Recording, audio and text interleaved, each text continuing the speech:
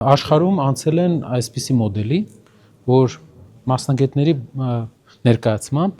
որ սահմանային առաջին կետերում հիմնականում տեղակայվում են տեխնիկական միջոցներ, որոնք վերահսկում են մինչև 25 կիլոմետր խորությամբ հակառակորդի կամ սահմանակցի շարժը և կարողանում են որոշ ժամանակ կանխարգելիչ տեղեկություն տալ, որպեսզի հիմնական ուժերը դուրս գան պաշտպանական դիրքեր, այսինքն ինչպես բացատրում են մեզ մասնագետները, պոստային համակարգից աշխարհը սկսում է անցում կատարել խելացի սահմանի, սահմանը կատարում է տեղեկատվական առումով, տեղյակ է պահում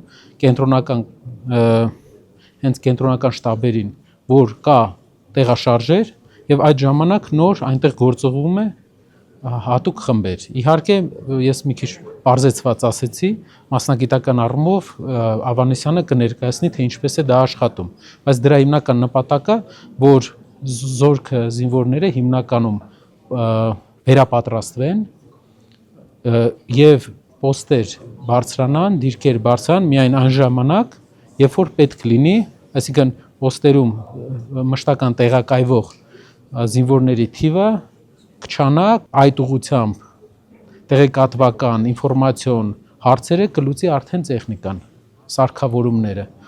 այստեղ գտնվում է նաև մի ընկերության ներկայացուցիչ, կան մի քանի նկատառումներ, բայց նրանց հետ բանակցում ենք, որպեսզի մեկի երկիր մեր տարածաշրջանում արդեն իրենց հետ ունի պայմանագիր Մերձավոր Արևելքում